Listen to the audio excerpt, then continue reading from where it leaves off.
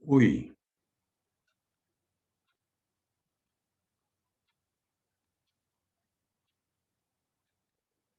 olá,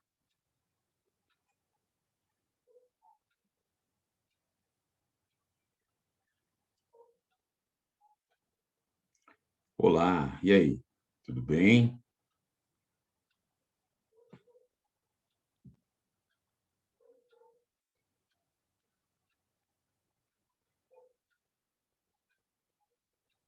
Oi, tudo bem?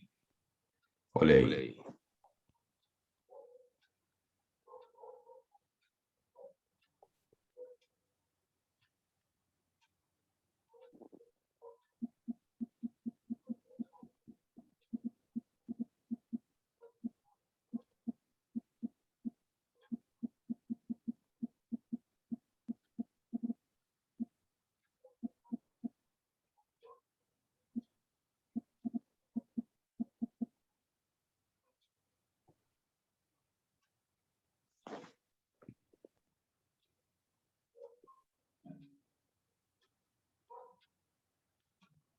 Olá.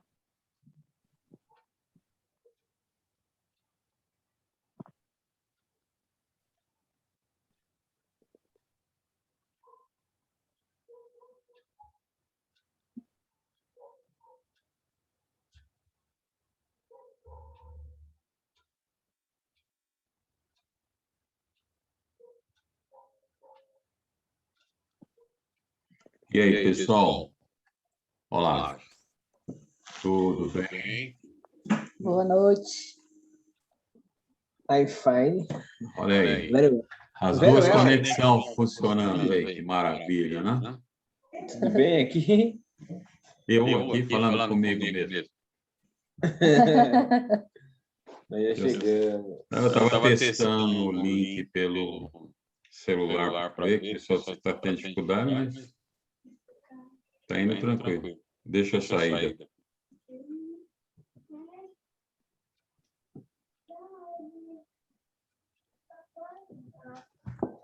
Aí, estão me ouvindo aí bem? Tranquilo?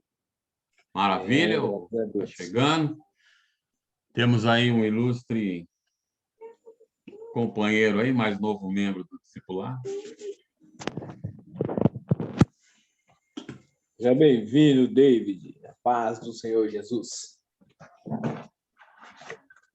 Tem que tomar cuidado com ele, que ele, vou te contar ainda, perigo. Isso aí conhece de Bíblia até umas horas. Mas, pessoal, vamos lá então, vamos caminhar aí, vamos orar.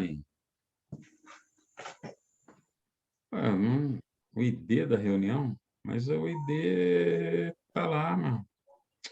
Isso ele tá com uma dificuldade enorme. É que só foi o link, né? Aí ela não consegue. Às vezes, talvez ela não tenha feito login no Mas aplicativo. normalmente o aplicativo já faz quando você clica no link, ele já carrega. E mesmo se você precisa, se o seu aparelho precisa carregar, ele carrega. O ID da reunião é os últimos números depois da barra. É isso que eu não estou entendendo o que está acontecendo aqui.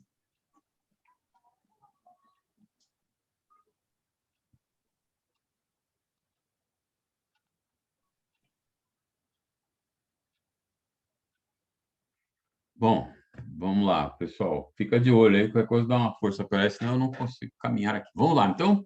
Vamos falar com Deus. Pai querido e santo, louvado seja o Senhor, porque só o Senhor verdadeiramente é Deus e outros não há fora de ti. Derrama da tua glória e graça, da tua bênção, nos ajuda e direciona neste momento em que vamos conversar um pouco a respeito da tua obra, Pai. Que o Senhor repreenda todo e qualquer espírito de dúvida, de confusão na nossa mente e que possamos mais uma vez ser edificados pelo Senhor. Abençoa os que aqui já estão, também aqueles que se chegarão daqui mais um pouco e aqueles que porventura não conseguirão, que também sua bênção esteja sobre eles e que sobre todos nós a bênção do Senhor esteja. Tudo isso pedimos agradecido, orando por Cristo Jesus, o Senhor, desde agora e para sempre. Amém. E graças a Deus. Nós, então, estivemos conversando um pouco na semana passada sobre essa questão aí do batismo, né?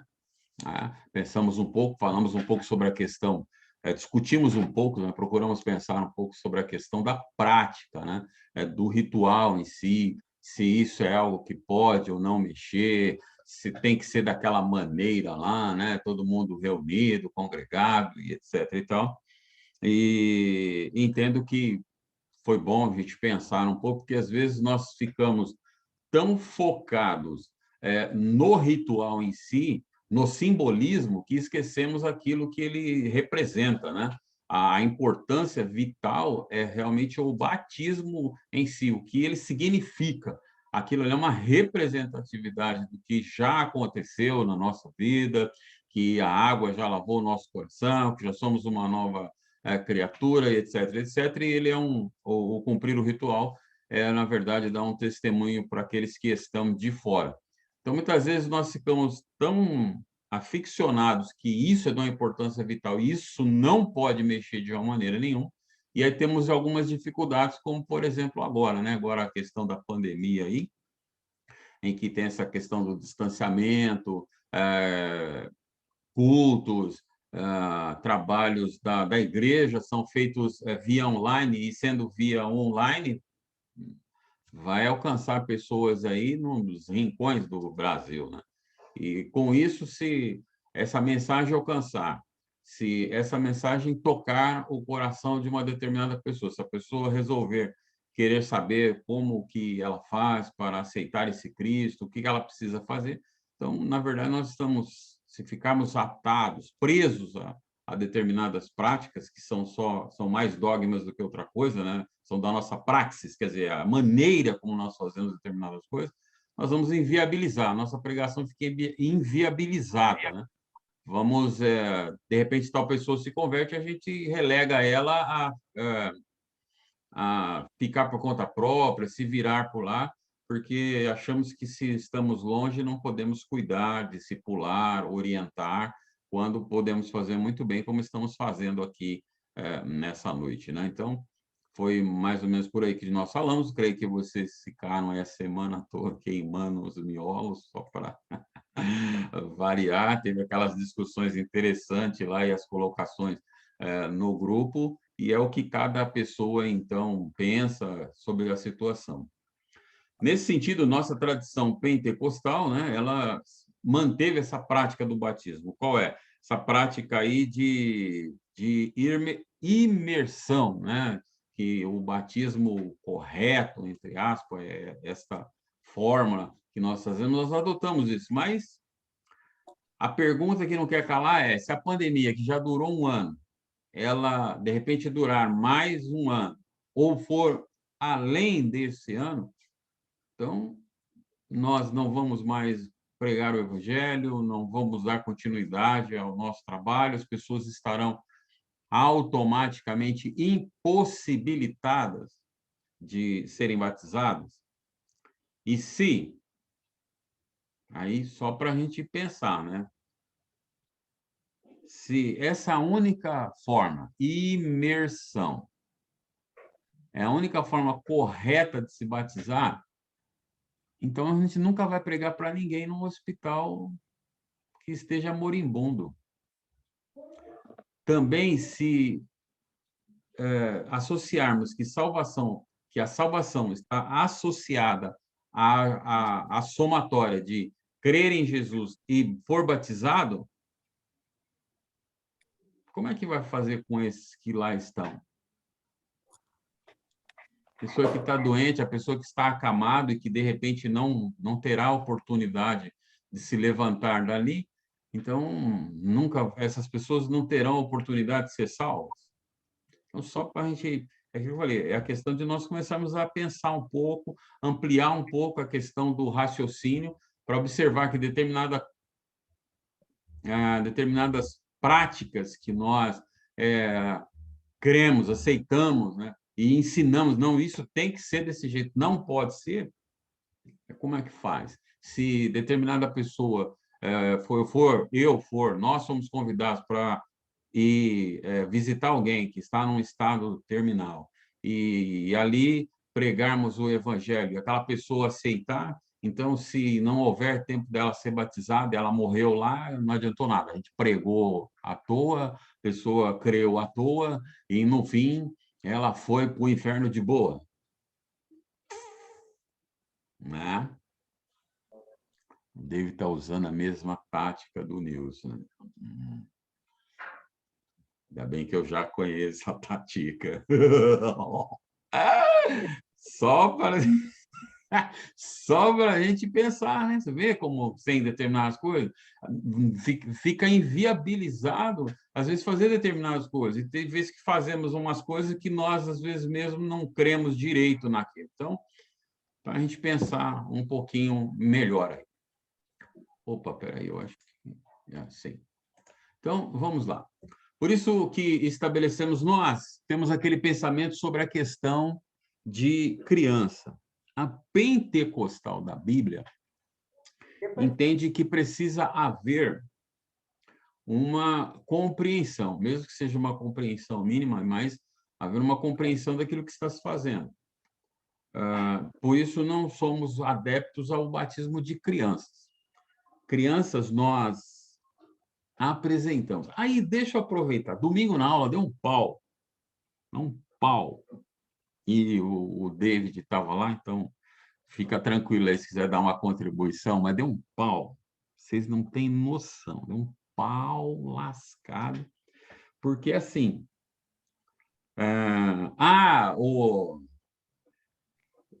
eu fiz aquela brincadeira lá que nós aqui já estamos acostumados, né? O David que quase teve uma parada cardiorrespiratória lá na aula, porque eu fiz aquela brincadeira do potinho, do envelope, sabe aquele negócio? Não, chacoalha, enfia aí, tira alguma coisa aí, vamos lá. Nossa, o pessoal quase morreu na aula.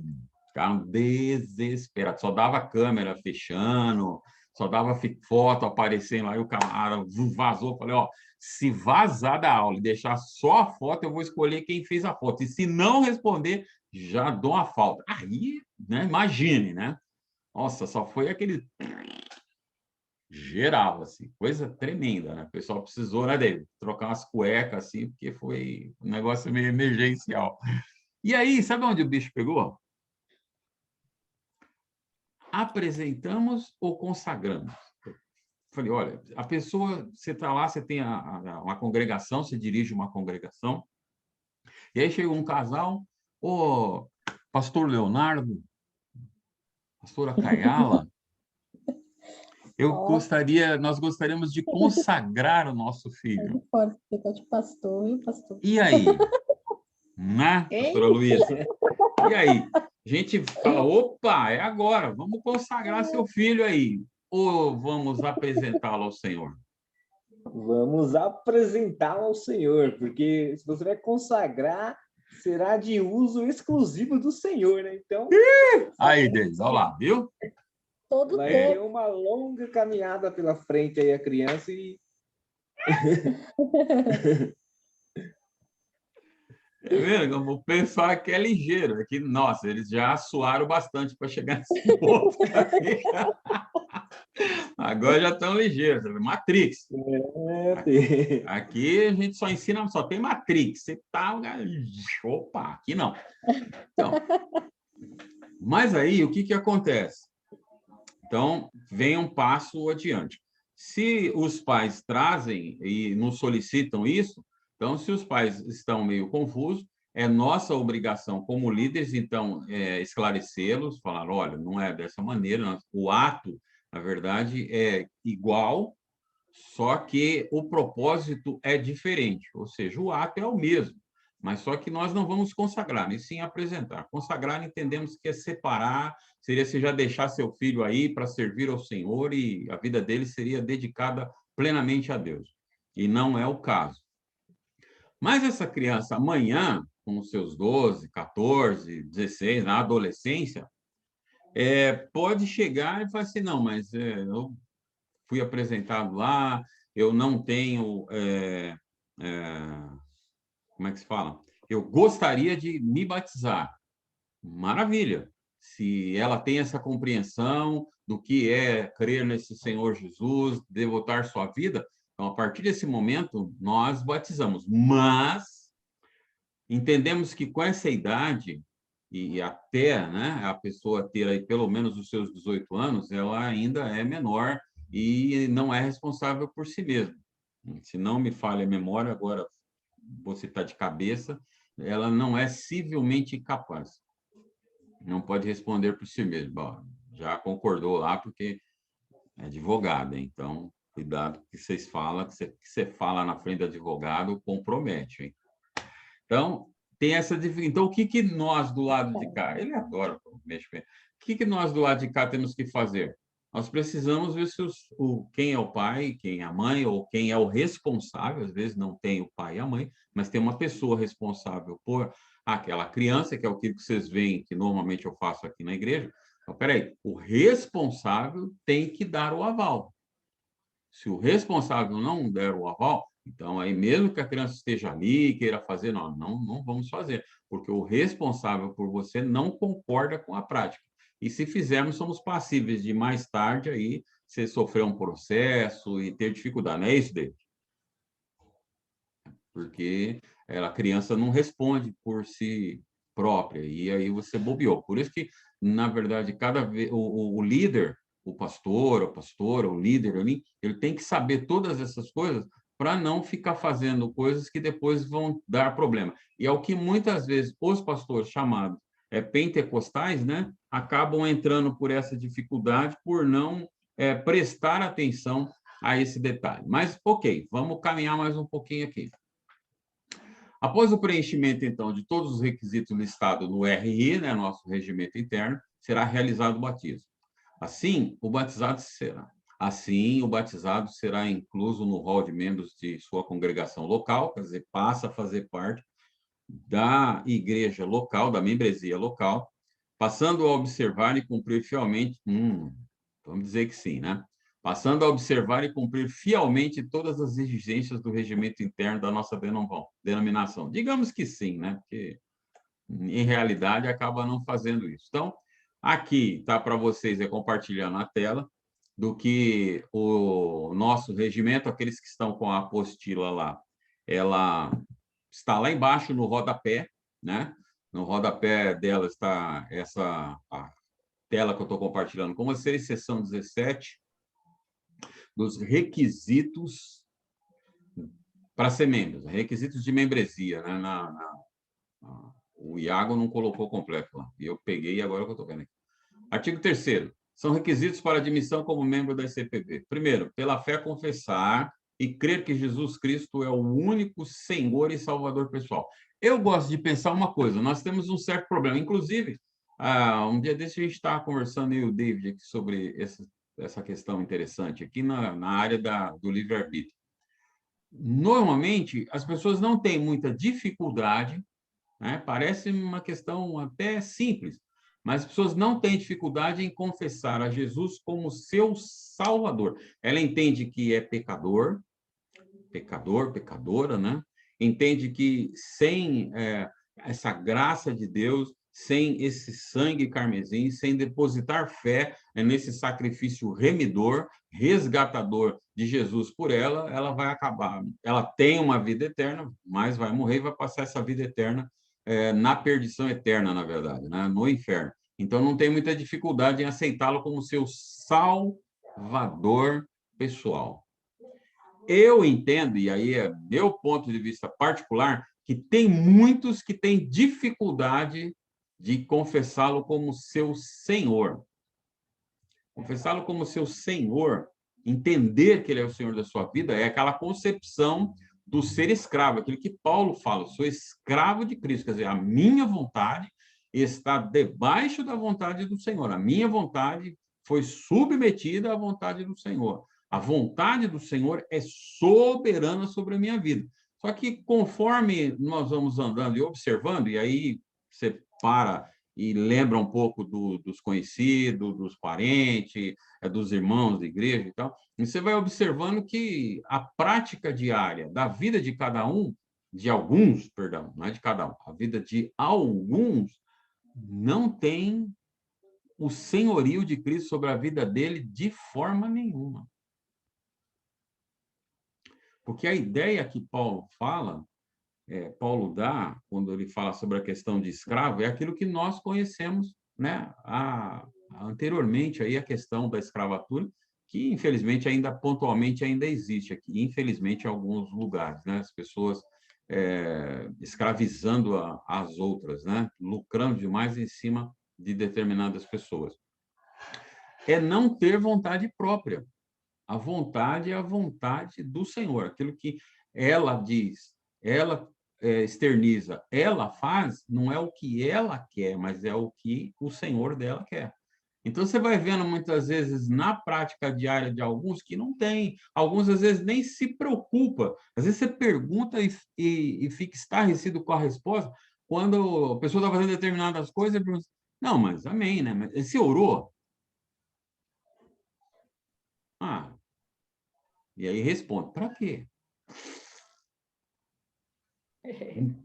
Lembra como eu costumo falar com vocês na igreja? Eu falo, Senhor, eu penso que nós devemos fazer o seguinte, você está lá, tranquilo, né? Vamos lá. Situação hipotética. E aí está lá o Leonardo Cacaia, dormindo, tranquilinho e tal. De repente, à noite, uma das crianças passa mal. Em vez de você, sabe, aquela coisa de normalmente que a gente faz, ah, não, meu Deus, e tal, pega, joga no carro, cadê os documentos, cadê não sei o quê, sabe, dá hospital, vamos lá, não sei para onde, que a gente tem o plano, então vamos para aquele hospital, não sei o quê. Fala, gente, show de bola, você tem que fazer isso. Mas, primeiro de tudo, Orar. por quê?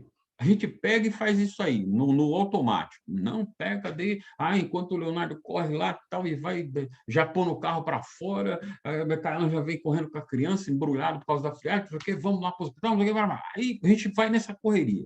Olha só que legal. Entre aspas, nem lembrou de Deus. A gente saiu correndo, não tem o plano, pegou a carteirinha do plano de saúde, pegou o talonário de cheque, pegou tudo, tal, vamos embora, vamos não sei o que, puf. Agora, nós vamos lembrar de Deus depois da seguinte maneira. Aí você vai lá e o que atende, que nos atende, né? Para não ficar, às vezes, parecer meio pessoal, mas a pessoa que nos atende, às vezes, é aquele médico cansado, que às vezes está num plantão gigantesco, está estressado, está cansado demais. E às vezes não por uma vontade, mas por causa de um cansaço físico que leva a uma desatenção, aplica uma injeção errada, faz um procedimento errado. Esse procedimento, essa medicação errônea, vai trazer uma consequência. Aí nós vamos lembrar de Deus. Aí nós nos lembramos de reclamar de Deus. Mas cadê? Nós somos do Senhor. Por que o Senhor não nos protegeu? Por que o Senhor não nos ajudou? Por que o Senhor nos deixou, permitiu fazer? Mas a gente esquece que a gente largou Deus lá em casa, entendeu?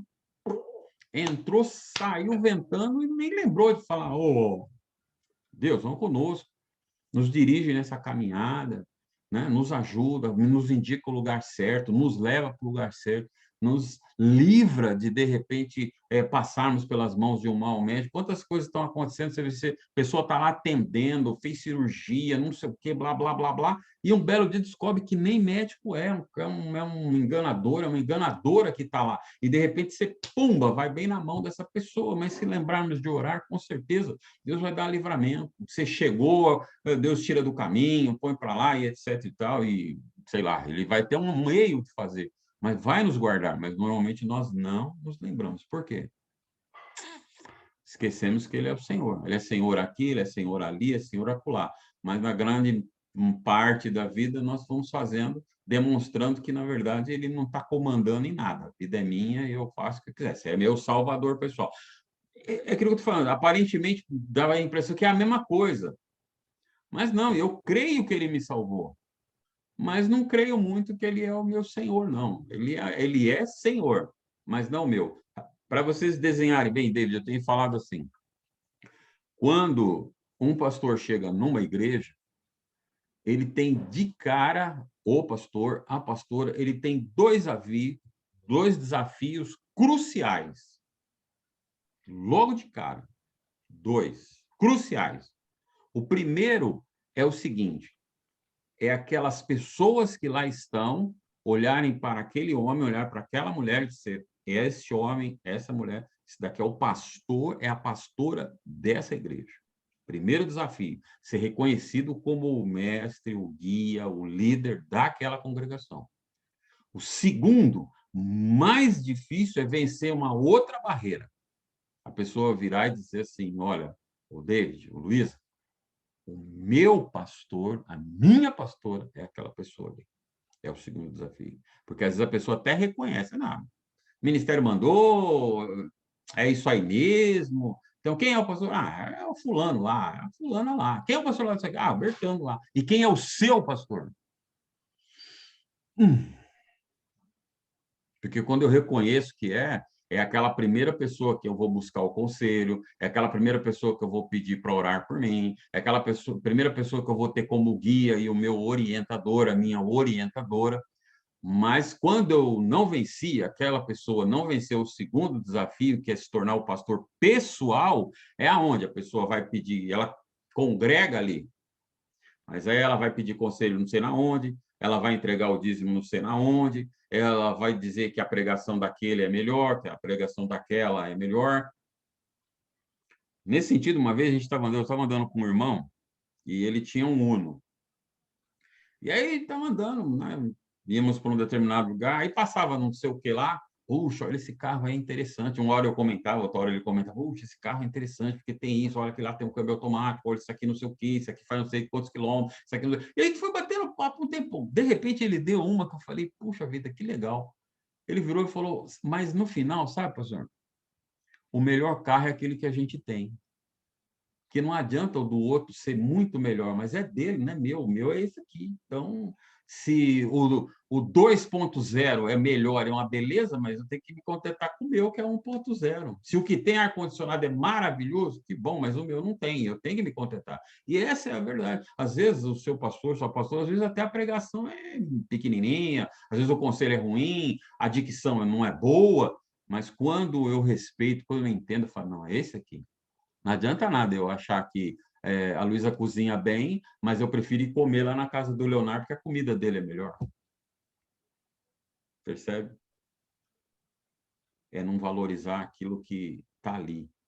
É aí onde vai saindo os adultérios, as confusões, as perdas, as traições, as brigas, as desavenças, porque nós, às vezes, não damos essa valorizada, né? Mas vamos caminhar. Demonstrar por atos o arrependimento de seus pecados e a disposição de viver nova vida, de acordo com os ensinos do Evangelho de Cristo. Eu acho interessante isso aqui, porque as pessoas falam assim, mas se alguém pedir perdão, você tem que perdoar? Sim, a palavra do Senhor fala que a gente tem que perdoar. Mas aí, como é que eu vou... E aí, como é que fica? Eu falei, bom, a Bíblia também dá base para você perceber se a pessoa realmente se arrependeu ou não. Não tem como. Eu falei, tem. Tem. Tem. Porque a palavra diz o seguinte, produzir, pois, frutos de arrependimento. A vida, o caminhar daquela pessoa vai demonstrar que ela não quer mais cair naquela esparrela que ela caiu, errar naquele ponto, que ela entende que errou lá, mas ela quer deixar aquilo para trás. Ela toma uma posição, tem um caminhar de vida, procurando se distanciar daquela situação. Quando não tem isso, a pessoa está procurando, está produzindo frutos de arrependimento. Eu quero andar do outro lado. Arrepender-se é dizer, olha, aquilo que o David falou, David, está certo. Não, Luiz, você tem razão. Realmente, eu errei. Arrepender-se é concordar que erramos e que o outro que nos mostrou tem razão. Isso é se arrepender. E quando eu tenho esse entendimento, eu procuro fazer com que aquela pessoa perceba de que eu realmente entendi e eu não quero mais fazer aquilo lá. Porque aquele negócio de... me arrependi. Faz de novo. Me arrependi. Faz de novo. Me arrependi. Faz de novo. Aí procura ser bíblica. Mas, pastor, a Bíblia fala que se eu vi pecar e por 70 vezes eu vi pedir perdão, tem que perdoar. Eu falei, tá. Né? Agora, já que você torceu tudo, toma o suco, né? E fica feliz, né? Torceu a cana aí, sai o suquinho, bebe e vai. Né? Você vê como as pessoas, quando elas querem, torce a espinha até dar o que fazer. Então, essa demonstração de vida é o que nós vamos perceber, se entrou realmente um pecador e saiu uma nova criatura daquele tanque batismal, daquela pia, daquela piscina, sei lá, daquele rio, realmente saiu uma pessoa transformada, ficou sepultado ali o velho homem, a velha mulher, a velha natureza, e levantou uma nova, ou se entrou um pecador seco, mergulhou, tal, saiu molhadão, mas não mudou nada. Porque os seus atos, a sua vivência, continua demonstrando que está da mesma coisa, não tem uma disposição em viver uma vida nova. Por isso que nós somos favoráveis a que se tenha o curso, um caminhar com a pessoa, para ver se a pessoa realmente está preparada, ela entendeu que agora ela é uma nova criatura e ela vai só demonstrar isso pelo batismo. Se isso não acontecer no coração, não adianta passar pelo ritual, porque não mudou nada. Tranquilinho, pessoal? Vocês têm alguma coisa a falar aí? Pode falar. Pode, não deixa só eu falar, não, que eu falo demais.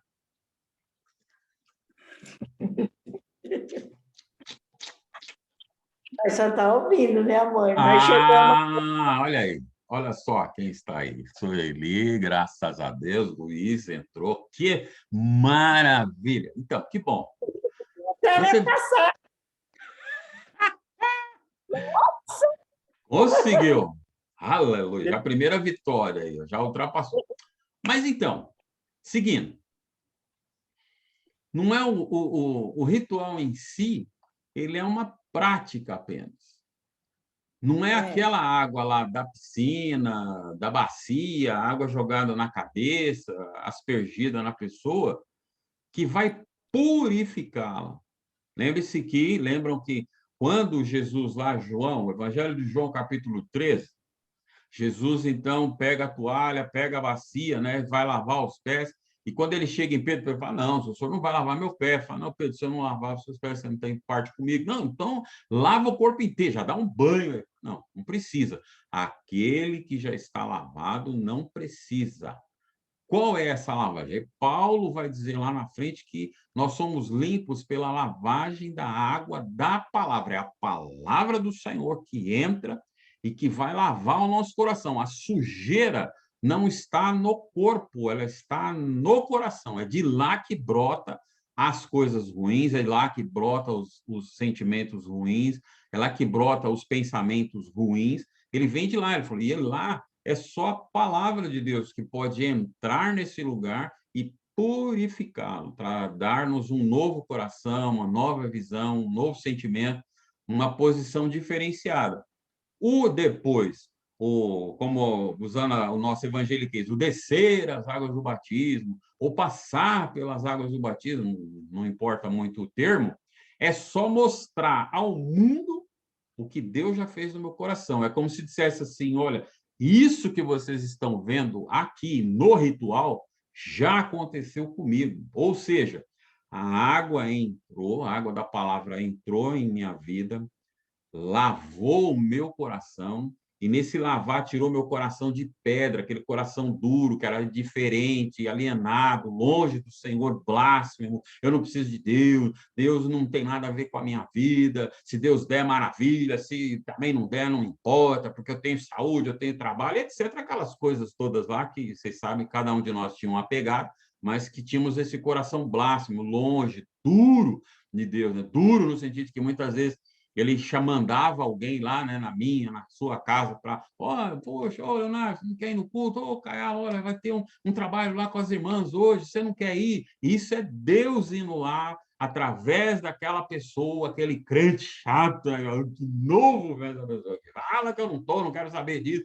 Era Deus indo lá, toque, toque, toque, toque, toque, toque, toque, toque. Lembra? É isso que estou à porta, toque, toque, toque, batendo lá, fala, quero entrar, tenho coisa boa para te dar. Até o momento, então, que nós abrimos, permitirmos, e ele, então, entrou. Falou, agora, eu já não sou mais aquela pessoa, e eu vou demonstrar isso através do batismo. Ou seja, o batismo, na verdade, o ritual em si, ele simboliza o sepultamento e a ressurreição.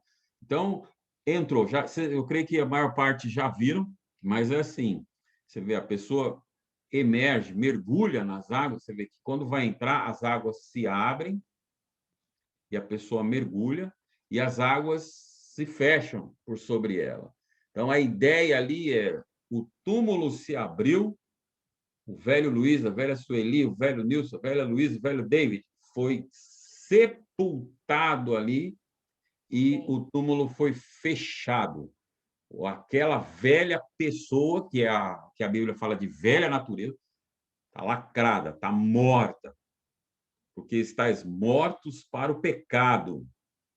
E aí, quando você levanta a pessoa levanta, você percebe que ela vem de lá do fundo, as águas que estavam fechadas, as águas se abrem, e aí a pessoa brota. Isso quer dizer que agora ressurgiu ali uma nova criatura, ressurreta em Cristo Jesus, para uma nova vida. É a realidade de que agora já não mais vivo eu. Quem vive agora é Jesus Cristo através da minha vida. Aonde eu for, é Jesus quem está indo. Aonde eu falar, é Jesus quem está falando. Aonde levantar as minhas mãos, é as mãos do Senhor. É o Senhor agindo através da minha vida. É isso que nós estamos mostrando ao mundo. Mas o símbolo não significa nada se isso não estiver ocorrido. Eu vou só dar uma recapitulada, porque não estava semana passada, quando a gente comentou isso, né? Estava o Leonardo Cacaela, não estava o David nem o Luiz Caçulim. E eu, irmãos, usei a seguinte metáfora. Não é a aliança no dedo que vai dizer se é casado ou não. Não é uma certidão de casamento que vai dizer que você casou, que houve um casamento. Se o casamento não ocorreu, se aquela união que a aliança e a certidão simbolizam, ela não ocorreu no coração de ambas, né? De ambas, os cônjuges, os nubentes ali, nunca vai existir. Não é aquela aliança que vai dizer, não, isso aqui existe. Pode nem haver a aliança no dedo, que às vezes perde, fica velha, acaba. A certidão você não está toda hora. Se assim fosse, a gente tinha que colar a certidão na testa e andar com ela para todo lado, para que todo mundo que se encontrasse na rua, casado, tá papel lá. Mas tem que ser aqui, ó, tem que ser realizado. O papel é dizer, ó, para vocês verem que já ocorreu. Entendeu?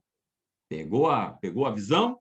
Senão não adianta nada. Quer dizer, se for lá e só entrar na água ali, mas no coração não aconteceu, é tipo aquela coisa, fala assim, ó, Leonardo, você entendeu? Entendi. É isso mesmo? É. Mas lá no coração, não aceito nada disso aí, não quero nem saber. Mas só faz igual o pinguim de Madagascar, né? Dá risada de balança a cabeça que ele vai embora. Não aceito nada, mas não, maravilha, você está coberto de razão, mas eu não estou nem aí para isso.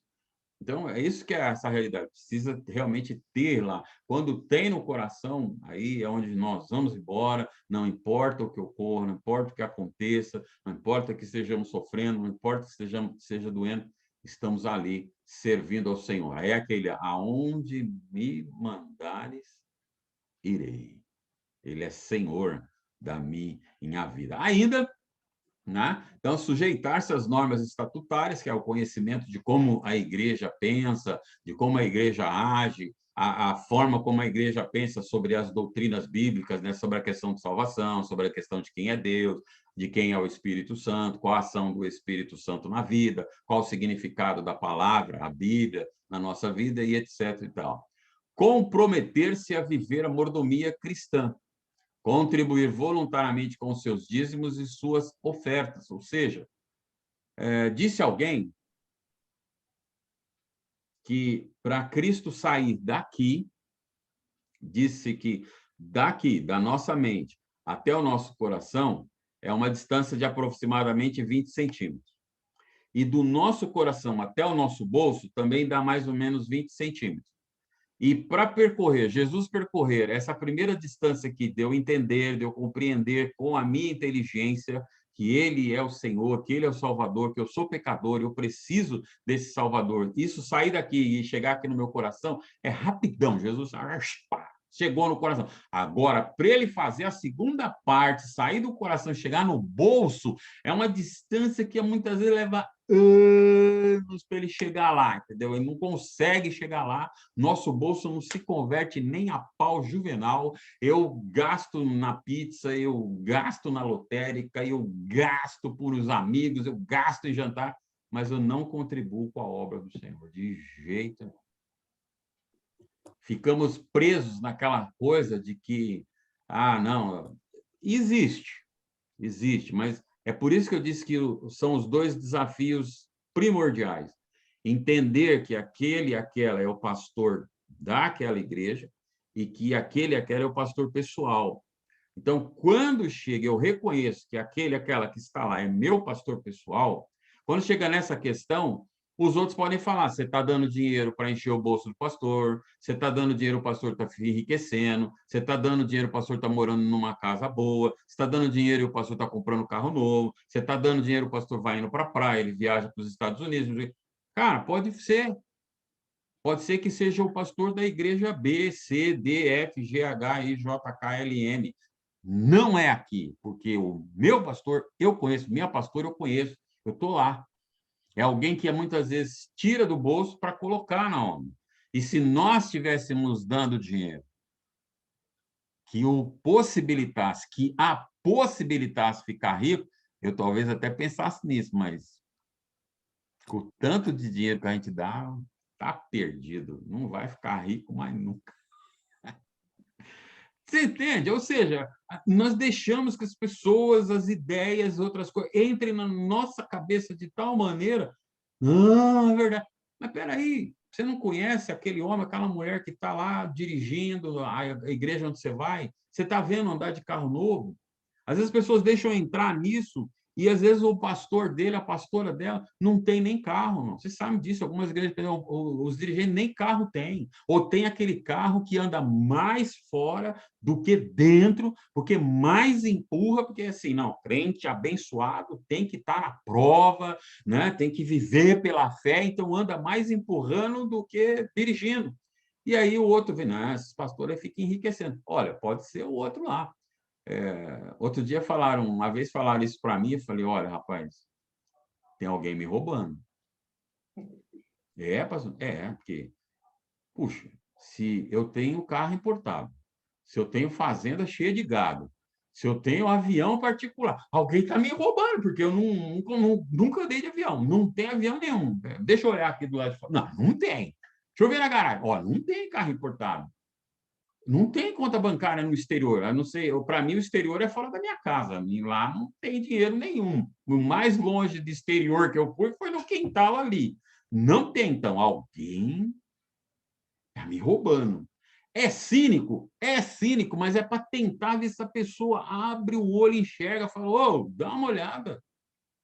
Pode ser lá, pode ser acolá. É igual quando, guardadas as devidas proporções, o pessoal fala, mas é casamento, mas é família, mas é a casa. Eu falo, olha, concordo, pode ser até na sua ou na casa dos outros. Aqui não, negão. Aqui não, aqui é diferente. Aqui temos um outro procedimento, aqui temos uma outra atitude. Não é desse jeito, ainda somos aqueles retrógrados que um ama o outro, um respeita o outro, sabe? Um cuida, um zela do outro. É não deixar. A palavra diz que nós temos a mente de Cristo, mas nós deixamos que pensamentos outros acabem muitas vezes entrando e desviando a nossa mente. Aí eu fico pensando, pensa aí vocês, né? Quanto é, se você não dá, se você desse, quanto seria o valor agregado dos 10% da sua renda? Se você dá, então você já sabe quanto é. Pá, não, meu dízimo é X. Tá? Esse número está na sua mente aí, beleza? Tranquilo? Todo mundo junto aqui? Né? Faz assim, tá aqui, eu sei quanto eu dou. Show de bola. Você acha, pergunta retórica, você não precisa responder para mim, mas você acha que com esse valor que você dá ao Senhor, isso vai fazer alguma diferença no Deus que diz, eu sou o Deus dono da prata e do ouro? O Deus cuja Bíblia diz assim, o universo. O ser humano, por maior conhecimento que tem até hoje, não conseguiu desbravar o universo inteiro. Não sabe até onde vai, não sabe qual é o tamanho, não sabe o que tem. Foi até determinados lugares, mas não explorou o universo inteiro. Na realidade, diz que nós conseguimos ter uma ideia do que é a nossa galáxia, mas ela é uma entre tantas na multidão do universo. E a minha Bíblia, não sei a sua, diz que isso tudo é como um grão de areia na palma de sua mão. Agora imagine, esse valor aí que você dá, esse valor que eu dou, vai fazer alguma diferença para ele? Seria a mesma coisa de você comprar aquele desodorante Vanessa ali no Paulistão e ir lá para o Silvio Santos e falar, olha, isso aqui vai mudar a sua vida, entendeu? Não tem nada igual. Oh, cara, é dono da Jequiti, peraí, eu produzo perfume, esse perfume sem vergonha, essa coisinha vai mudar a minha vida. Você está conseguindo captar o tamanho da coisa? Não vai mudar. Porque o problema está na vista. Explicar para você. Quando eu e você entregamos o nosso dízimo, nossa oferta, nossa contribuição financeira na igreja, nosso dízimo, você e eu vemos cifras. Nossa, aleluia! Estou dando 10 mil reais hoje nessa igreja de dízimo. Um dízimo desse tamanho. Eita, 10 mil. Esta é a minha visão. A visão dele lá de cima é simplesmente assim: o Nilson me foi obediente. Aí aquele outro que eu não vou dar porque eu vou dar 100 conto e o pastor vai ficar rico, vai comprar um Hyundai, sei lá, com 100 conto. E eu não vou dar, não. Ele olhou e viu 100 conto. Ele olhou lá de cima e disse o seguinte: Nilson é desobediente. É isso que nós não conseguimos entender. O entregar, Deus vê obediência e desobediência. Ele não vê valores, porque ele está muito acima, e não importa qual seja o montante que eu entregue para ele na representatividade da igreja, que vai mudar ele. Não muda nada, esse montante não quer dizer nada. Eu sou o Deus criador do céu e da terra. Para mim, posso criar um montante muito maior do que esse daí. Então, para ele não significa nada, mas o que ele olha e enxerga é assim: obedientes, desobedientes. Esses são obedientes àquilo que eu tenho orientado, àquilo que eu digo que deve ser feito. Esse daqui não é obediente à minha palavra. Voltamos lá atrás, quando eu disse a questão do Senhor. Ele é Senhor. Então, se ele é Senhor e mandou eu entregar, eu tenho que ir lá entregar. E aí, muitas vezes, nós aí passamos a primeira pedra, nos livramos do primeiro buraco, né, dele? E aí tropeçamos e caímos no segundo buraco. O que será que estão fazendo com o dízimo que eu estou dando? Aonde está escrito na Bíblia, vai lá, dá o dízimo e fica fiscalizando o que estão fazendo? Não tem. Entregou, estão fazendo coisa errada? Não me compete ficar fiscalizando. Está fazendo coisa errada? É o dinheiro do Senhor. Uma ocasião, eu estava dirigindo uma igreja e essa igreja foi assaltada. Chegamos lá um dia e tinham entrado, carregado um monte de coisa, tinha comida na despensa da igreja, né? Que vocês que me conhecem sabem, sempre tem lá rola um almoço, um jantar, um lanche, uma coisa assim. Eu gosto dessas coisas na igreja. Tinham feito uma farra do boi, tinham pego toalhas e levado pratos, talheres, levaram um aparelho de som, uma TV que a gente tinha acabado de adquirir por doação para o trabalho com as crianças, levaram embora, não tinha nem bem sido utilizada ainda a TV, levaram naquela época o videocassete e tal. E aí estava olhando assim, aí uma pessoa chegou e falou assim: irmão, e agora? Eu falei: agora o quê? O que nós vamos fazer? Eu falei: como assim? Eu falei: legalmente nós temos a obrigação de dar parte. Fora isso, mas nós vamos fazer. Eu falei: não vamos fazer nada, filho. A pessoa te roubou? Roubou, a gente roubou. Eu falei: então, mas na verdade ela não te roubou. E nem me roubou. Ela roubou a Deus. E Deus não precisa que a gente dê ajuda para ele, não. Fica tranquilo que ele vai resolver. Sossegadão. Ele sabe quem foi, ele sabe aonde está, e ele sabe a hora que ele vai cobrar. E eu só quero que na hora que ele cobrar, ele só fala, ó, é esse aí, quero ver lá, o que que ele vai fazer. Algum tempo depois, a gente viu a pessoa esticadão lá. Aí, tá aí. Eu trouxe aqui bem pertinho para a gente ter uma conversa, para ele saber que nas minhas coisas ainda não é para meter a mão. Vocês lembram daquele negócio do mãozão escrevendo na parede lá? Meteu a mão naquilo que é meu e eu te pesei e você foi achado em falta. É esse mesmo Deus que nós hoje servimos, cujo ele diz assim, eu não mudo. É isso que eu falo que a gente tem que tomar cuidado. Então, é do Senhor, deixa que ele vai cuidar. E como já disse Davi, horrenda coisa é a hora que ele resolve cuidar. Na hora que ele fala, vem cá que eu vou cuidar, se pudesse, era melhor sair correndo. Mas, infelizmente, não dá para nós corrermos, né? Então, aqui é a questão que nós já dissemos lá atrás sobre o entendimento da igreja na idade mínima para ser batizado, que é criança de pelo menos 12 anos, né? E sempre com a anuência do responsável por aquela criança, partindo do pressuposto que ela ainda é alguém que não é civilmente capaz de tomar decisões por si só. Passamos para a nossa lição 3, que não vai dar para a gente terminar, mas a gente vai falar sobre a ceia. Porque sempre que comerem deste pão e beberem deste cálice, vocês anunciam a morte do Senhor até que venha.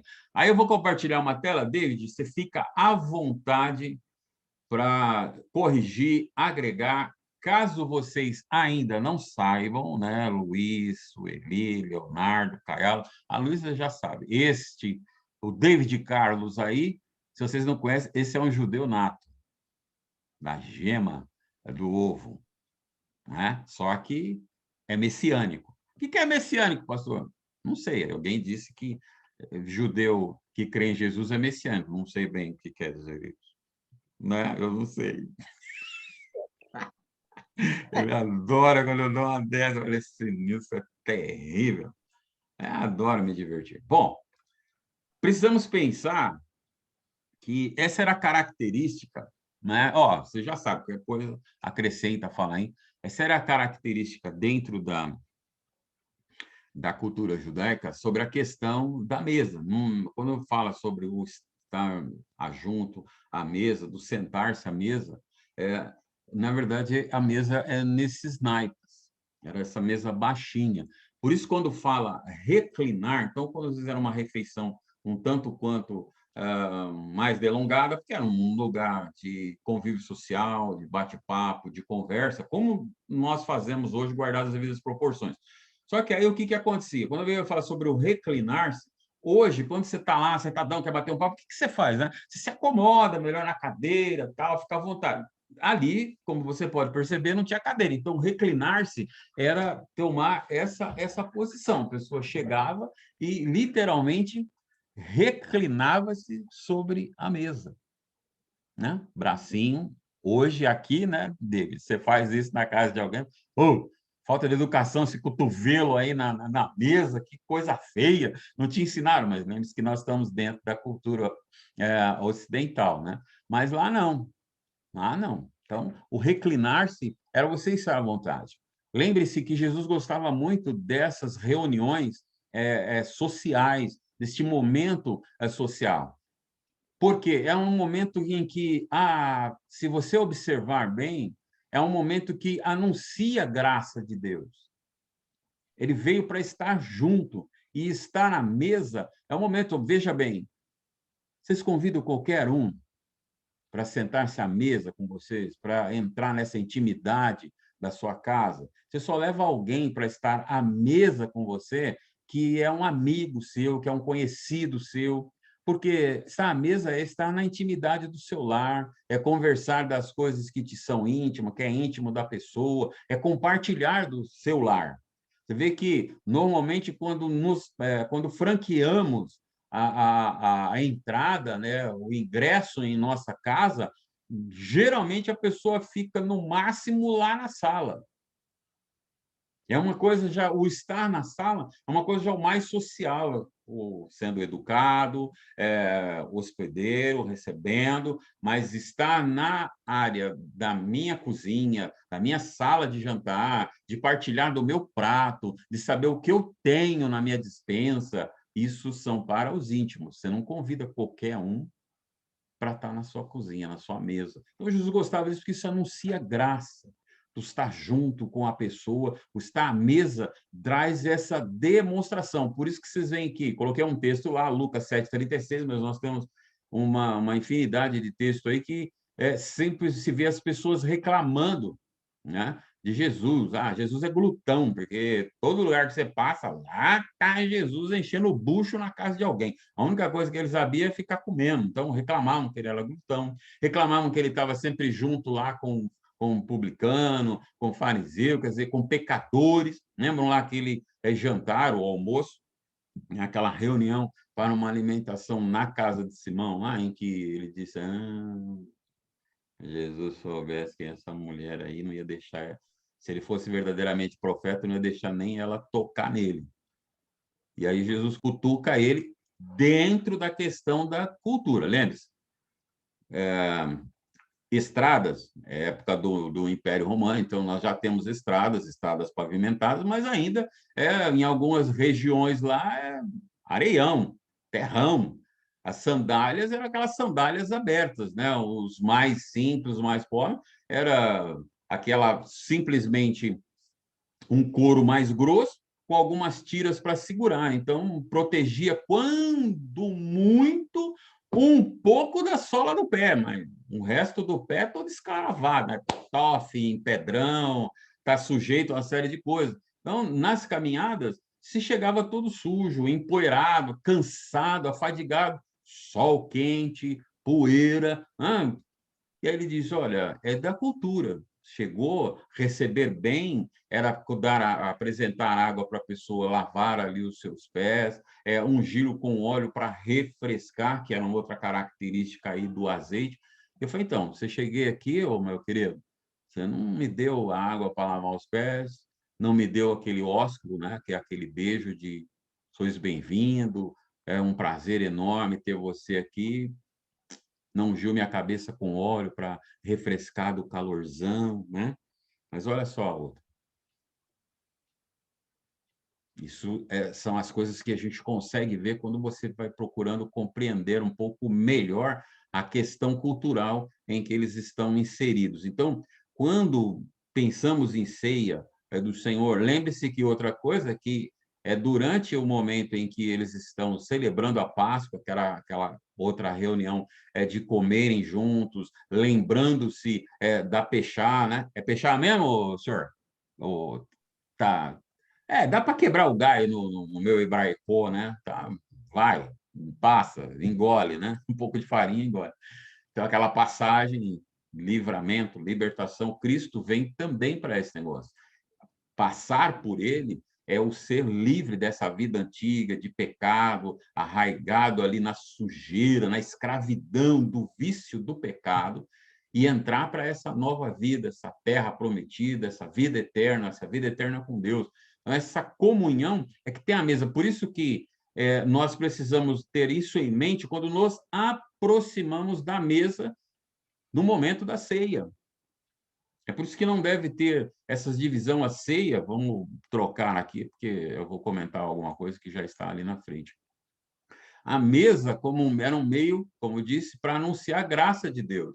Você vê que ele está lá com publicanos, com fariseus, com pecadores, quer dizer, todos têm acesso a essa mesa, a esse alimento espiritual, a essa cura que vem dele. Então, a mesa é um meio que anuncia essa graça de Deus. Quando nós estamos ali nos reunindo ao redor da mesa da ceia, nos reunindo ao redor, né, lembrando daquele momento da ceia memorial, que essa é a característica da ceia memorial, de lembrança daquilo que o Senhor fez por nós, é um momento de contrição, um momento de lembrar que ele sofreu para que nós pudéssemos ser uma só pessoa, um só corpo, estarmos ali juntos, não aquela coisa de divisão, de contenda. Por isso que não deveria Eu digo deveria, porque, infelizmente, a gente sabe que não é assim, né? Nós temos o ideal e o real.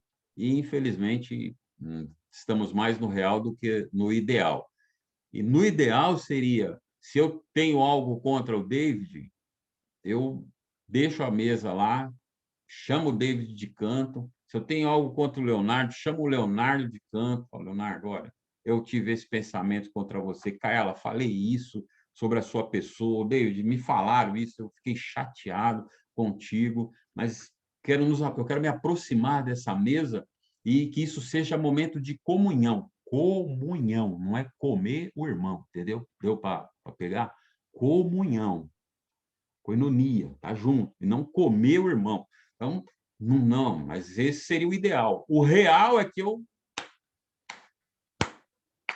vou lá passar essa vergonha. Mesmo que o espírito tá chacoalhando o camarada, você falou lá do fulano, tá errado, vai lá consertar, você vai tomar para sua condenação. E aí, como eu gosto de dizer, o David dá risada, eu falei, você entra naquela comissão da tô nem aí, e eu vou, ninguém sabe, ninguém tá vendo, não é o espírito, é a minha mente, é a minha consciência, é o diabo que está me acusando aqui, sai daí, e vou lá e tomo.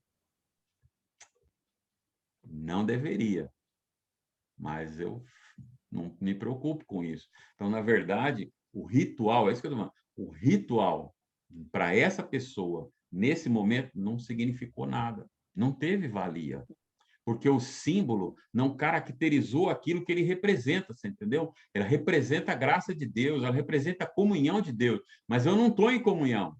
E mesmo a graça de Deus estou rejeitando, porque não existe pecado que ele não possa perdoar. Então, se eu pedir perdão, ele vai me perdoar. Se eu for buscar esse perdão com o meu irmão, com a minha irmã lá no cantinho, eu e ele ali, 2 minutinhos, vai haver esse restaurar. Mas eu não faço isso, então o símbolo não significou nada.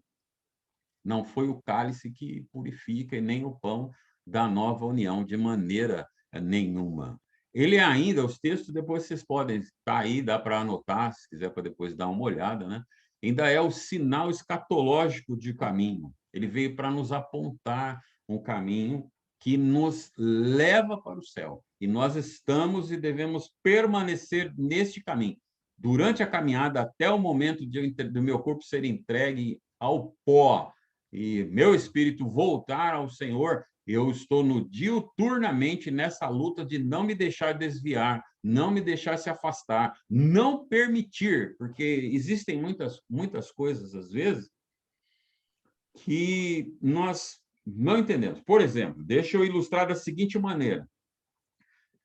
Dependendo daquilo que um dos cônjuges, marido, vamos dizer, deixa entrar no coração, daquilo que a esposa deixa entrar no coração, então, às vezes, para a humanidade, os dois estão morando na mesma casa, os dois, às vezes, estão dormindo até na mesma cama, mas os dois estão separados há muitos anos, porque em seus corações já não reconhecem mais aquela unidade, aquele compromisso, já não tem comprometimento. Essa pessoa que está aí não significa nada, mas, como os outros vão falar demais, a gente vai fazendo vamos levando essa vida de maneira que o símbolo que nós estamos demonstrando represente na mente das pessoas que existe, só que na verdade não existe. É o que acontece muitas vezes. A pessoa está dentro da igreja, ela está indo aos cultos, ela está participando dos rituais, das coisas, mas seu coração já foi embora faz tempo, já foi para Emaús faz um tempo, porque permitiu que algumas coisas entrassem na sua mente, que algumas coisas endurecessem seu coração. Ela só está ali porque, assim, não teve coragem de pegar e falar, vou embora. Mas você não era crente? Ah, não sou mais, não estou nem aí, não quero nem saber, vou embora. Ela não tem essa coragem de fazer. Ela não tem coragem de encarar as pessoas falando, as pessoas olhando. Ela fica ali. Mas lembra aquela situação lá da Igreja Católica? Quando falece alguém e vai fazer aquela missa? Lembra daquela missa? Corpo presente? Você sabe, né? Já falei para vocês por que aquele ritual chama corpo presente. Não tem mais nada ali, só o corpo. A alma, o espírito já foi para onde tinha que ir. E muitas vezes nós estamos da mesma maneira. Está ali também quando, né? você está ali e está pensando no Campeonato Paulista. Então, o corpo está ali, mas o espírito já foi. O que vai? O que a Caiala... Nossa, aquela panqueca que a Caiala fez, será que sobrou? O culto está ali, mas você não. O corpo está, mas a mente já foi. Está lá em casa comendo panqueca que a Caiala deixou para a gente comer depois do culto, entendeu? Nossa, Big Brother, depois essa... Puxa, o pastor Nilton não para de falar, meu Deus, fantástico, já vai acabar, daqui a pouco eu vou perder parte do Big Brother. O corpo tá, mas foi-se. Essas situações que a gente precisa prestar atenção, porque quando você vê, vai indo, vai indo, vai indo, vai indo, vai indo, e está longe. Eu não estou mais, quer dizer, eu preciso prestar atenção de que esse sinal da mesa, esse sinal da ceia, é um sinal escatológico. Eu lembrar do sacrifício que me atraiu, que me trouxe, que me purificou, e que eu preciso continuar nisso, nessa luta, até que chegue aquele grande dia onde eu já estarei num lugar onde o pecado ele já não chega de maneira nenhuma. A morte de Cristo nos livrou do poder do pecado, não tem mais domínio de maneira nenhuma, não tem maneira dele me atacar. Ela me livrou desse poder que ele tinha sobre a minha vida, essa autoridade que ele acabava tendo sobre a minha vida, foi embora. Mas ele ainda está presente entre nós. O pecado só não estará no céu. Então, enquanto eu não estou no céu, o pecado está aí do lado. Se você virar aí, sair do outro lado aí, dá para encontrar uma garrafona e encher a cara, se quiser. Se quiser sair ali e acabar se prostituindo, pode, o pecado está aí do outro lado. Entendeu? Se quiser abrir o portão e arrumar uma briga, é só sair e xingar o corintiano. Pronto, já virou um rolo lascado e a briga, o circo está armado. Então, o pecado está ali. Mas eu preciso me desviar continuadamente dele. Vamos encerrar com lá, comer e beber como um sinal comunitário. E todos aqueles que creram tinham sempre tudo em comum. Então, eu estou aqui participando dessa mesa porque estou reafirmando, estou mostrando aos outros, tenho comunhão com você, meu irmão. Tenho comunhão com você, meu irmão. Por isso que se eu não tenho comunhão no meu coração, na minha vida, com o outro irmão, eu estar com aquele copo na mão, estar com aquele pedaço de pão, não quer dizer nada, porque eu não estou vivendo em comunhão com ele, estou vivendo em comunhão com ela. Eu posso até não ter tanta afinidade, isso acontece, é de nós, seres humanos, mas eu não posso procurar viver longe, afastado, não querer. Olha, é uma bênção que lá no céu vai ter muitas moradas, porque assim eu vou morar do lado leste, o Leonardo vai morar lá do lado sul, vai ser coisa gloriosa. É de Deus, irmão. Não, vai ser tudo juntinho e misturadinho. E aquela parte de estar no coral? Santo, santo, santo. Como é que vai ser? Não, eu vou falar Verdade. santo, eu vou estar no santo da parte da tarde, entendeu? Porque o Leonardo vai estar na parte da manhã, então eu só vou na parte da tarde. Santo, santo. Não, vem de manhã não posso, tem que tirar uma soneca e tal. Pá. Sabe como é que é, né? Eu e o Leonardo, a gente não se dá muito bem, então, para evitar um atrito, a gente... Eu encerro da seguinte maneira. Leonardo, Caiala, Luiz, Sueli, David. Nós acreditamos que vamos morar no céu, amém? Amém. Amém. O céu vai ser um só, amém? Amém. Lá vamos ter que ver em comunhão, amém? Amém. Se a gente não aprender aqui e agora, será que nós vamos chegar no além? Lá não entra contenda, lá não entra dor, lá não entra divisão. Eu vim para tirar a barreira de separação. E aí a gente coloca de novo, né? Jesus, peraí, pá, Jesus veio, tirou e a gente coloca a barreira. Deixa o drywall aí. Deixa aí que precisa ficar esse drywall aí separando eu e aquele povo do lado de lá. Temos que aprender aqui agora. Porque enquanto estivermos aqui, nessa terra, andando por ela, ainda dá tempo, irmãos. Ainda dá tempo de consertar, de resolver, de fazer direitinho, Porque, de repente, lembre-se, é num abrir e piscar de olhos. E, às vezes, nós abrimos, né, piscamos os olhos e nem percebemos que o piscamos. E pensamos que, não, isso vai ser quando ele vier. No meio dessa pandemia, para quantos Jesus voltou e eles nem perceberam? Então, há dois momentos. Há um momento em que ele vai vir e levar todos nós, foi embora. Mas ele vem voltando para muitos individualmente. E para aqueles que ele já recolheu, acabou. O que você tinha que fazer, se não fez, não tem mais o que fazer. E, de repente, né, como bom brasileiro, não, o David é judeu, mas o brasileiro não tem aquela coisa de deixar para o último minuto, da última hora, para resolver o negócio, e aí ele, no último minuto, da última hora, ele vai entrar na internet para mandar a declaração de imposto de renda e a internet cai. Oh, Jesus! Já pensou? A Sueli teve dificuldade para entrar. Já pensou se é para entrar no céu? E aí não dá, eu não acho o link, eu não acerto o ID e não vai. E aí quando eu entrei, cadê Jesus? Ué, já está desesperada já. Você viu como é? Não pode ficar, não, quando eu chegar lá e tal, na hora a gente... Não, eu tenho que me preocupar aqui agora, porque pode ser amanhã.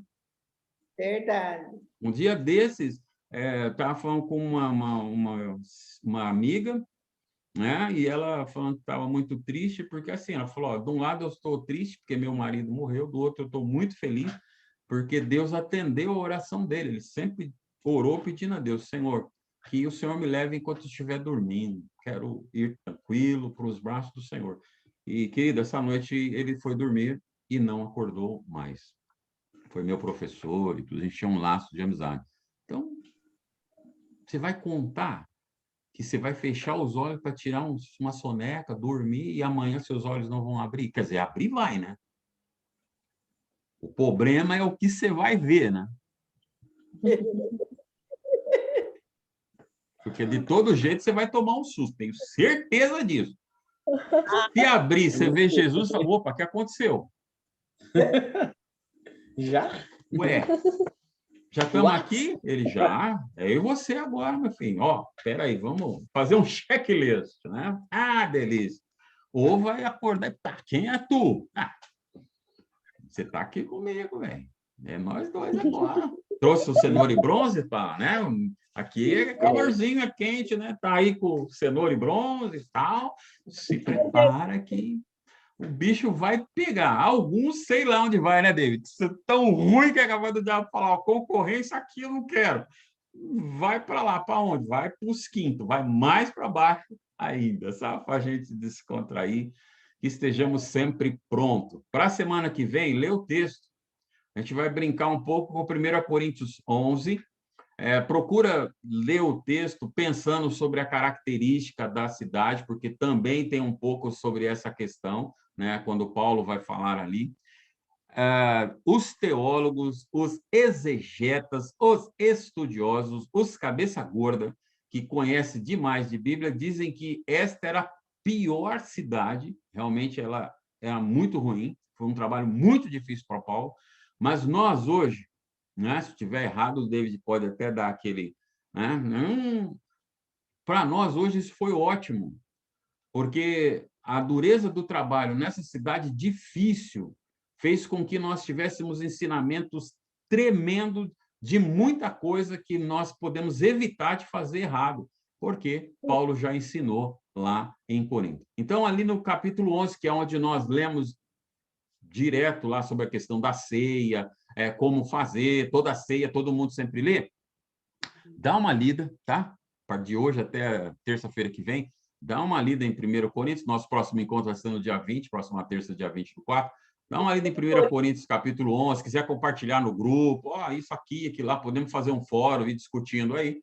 E aí, terça-feira que vem, a gente vai conversar um pouco sobre a questão da ceia, naquele momento conciliatório lá, em que Paulo fala o que está acontecendo. Dá uma olhada, né? Porque a ceia é um pedaço de pão desse tamanho, um suco de uva desse tamanho assim. Ele fala, poxa vida, Vocês não esperam pelos outros, aí um enche o bucho, mas, puxa, o pão não é desse tamanho? Como é que o cara enche o bucho com um pedaço de pão desse tamanho? Outros estão bêbados, mas como é que fica bêbado com um cálice desse tamanho? É muito ruim de bebida um cabra desse, né? O cara beber um cálice desse tamanho e ficar doidão, mas será que é isso que ele está falando? O que será que está acontecendo? Entendeu? Só para mexer um pouco com a seu cerebelo, e a semana que vem a gente volta a brincar aqui, João. Maravilha? Vamos orar ao Senhor? Mansueli, por gentileza, nos leve em oração, querido. Glorioso meu Pai, Aleluia. neste momento, agradecemos, Senhor, ó Deus, nesta live, Senhor, ó Pai, esse discipulado, Senhor, que o Senhor está permitindo, ó Deus, Sim, Jesus. de mais nós aprendermos, ó Pai, da Tua Palavra, Obrigado. e que o Senhor Jesus venha fortalecer a cada família, Pai, Em nome e de que Jesus. Deus da glória, ser unidos, Senhor, e ter unidade, ó Pai, Sim, na Pai. caminhada do Senhor. Oh, E as famílias, Senhor, ó Deus da glória, vai se fortalecendo, ó Pai, a cada momento, Senhor. E que nessas aulas, Senhor, ó Deus da glória, de terça-feiras, ó Pai, eu apresento, Pai, a minha casa, Pai, neste início, Pai, dessa semana. Em nome de Jesus. Que o Senhor venha trabalhar, Senhor, ó Deus da glória, conforme a Tua vontade, Senhor, nos Senhor, ó Deus da glória. Aleluia, E nessa Pai. vida que não puder entrar hoje, Senhor, mas o Teu Espírito Santo, meu Pai, sabe, Pai, a necessidade, Senhor, de cada família, o que passa no coração, Senhor, ó Deus da glória, de cada irmão, de cada irmã, Senhor. Louvado seja Deus. Abre, Senhor, ó Deus, o nosso coração, Pai, para entendimento, Senhor, para que nós possamos ser transformados, Senhor, ó Deus da glória, e que quando Aleluia. aprendemos mais da Tua palavra, Senhor, que elas não chegam, Senhor, em vão, meu Pai, É como uma verdade, palha Deus. ardente, Senhor, ó Deus, mas que a Tua palavra venha como fogo, ó Pai, consumindo Aleluia. nossos corações, ó Pai, tirando tudo Obrigado. que vem de Ti, Senhor. Sim, meu Deus, purifica meu coração. O nosso coração esteja sempre cheio de amor, meu Pai. Aleluia, meu Pai. Ajuda os nossos lares, ó meu Pai.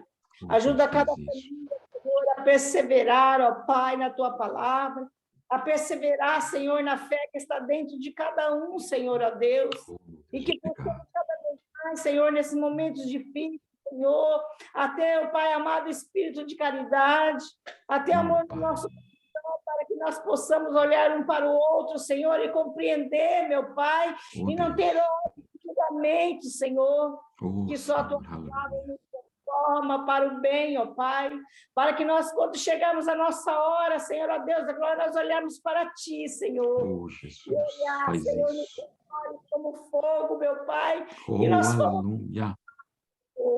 não é fácil, meu Senhor Jesus querido, mas que nós possamos ser aprovados quando chegarmos diante de Ti, Senhor, Oh, do Teu Deus. Em nome de Jesus. Nos Senhor, ajuda, me ajuda, Deus. dando estratégia, Senhor, para nós trabalharmos, Senhor, neste momento difícil, Senhor, ó Deus da Me glória. ajuda, Deus. Trabalha, Senhor, comigo, com meu esposo e com todos os irmãos, ó Oh, Pai. em nome de Jesus, Senhor. Senhor, mas nos dando, Senhor, ó Deus, a glória, a certeza no nosso coração de que o caminho correto que o Senhor tem para cada um de nós, Senhor, É, Deus. nós estamos nele, ó Pai. E eu creio, Senhor, Sim, meu eu creio Deus. que o Senhor, querido, nesta noite, Oh, já glória. começou de forma especial, Senhor, ó Pai, no meu lar e no lar do meu Aleluia. filho que estão online e daqueles que não puderam entrar hoje, Oh, Senhor, Deus, alcança. da necessidade de cada um. Sim, Eu meu te Deus. agradeço por esta oportunidade e tantas Oh, oportunidades que você nos deu, ó Pai, e que nós muitas vezes jogamos fora. Verdade, Jesus, nos ajuda.